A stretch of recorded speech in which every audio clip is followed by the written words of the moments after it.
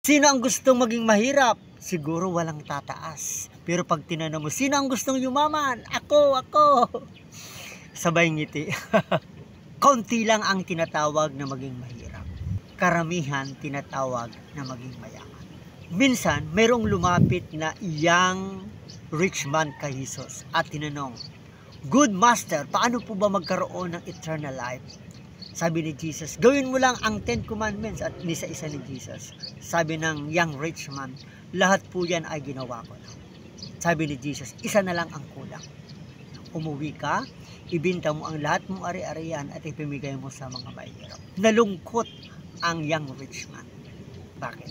Kasi hindi lahat tinatawag na maging mahirap.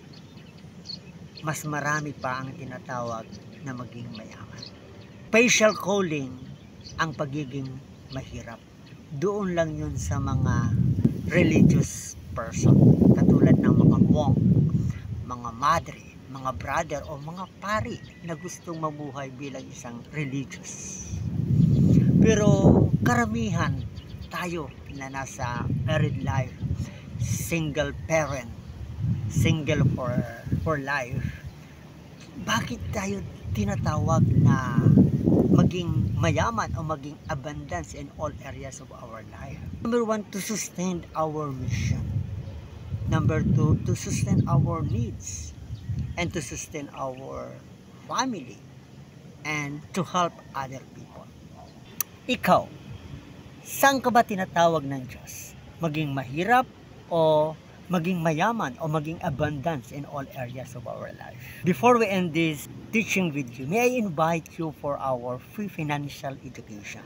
Dito matututunan natin on how to change our mind so that we can have an abundance life. Number 2, we can learn how to save and invest para maayos ang ating finances. And number 3, we will learn how to become an entrepreneur and investor. Dati I love poverty. Aking idol ay si Saint Francis of Assisi. Pero nung ako ay lumabasan ko na-realize na kailangan ko pala ang pera para ako ay mabuhay. At lalo na nung ako ay nag-asawa. Buti na lang in-invite ako ng aking kaibigan na umatin ng free financial education at doon nabuksan ang aking isip na kinakailangan ko palang baguhin ang aking pananaw para ma-sustain ko ang aking mission, ang aking personal needs, ang aking family, at to help other people. Now, because of this experience of extreme poverty na napakahirap pala maging mahirap, I become financial educator, entrepreneur, and investor to encourage people to live an abundance life in all areas of our life. God designed that.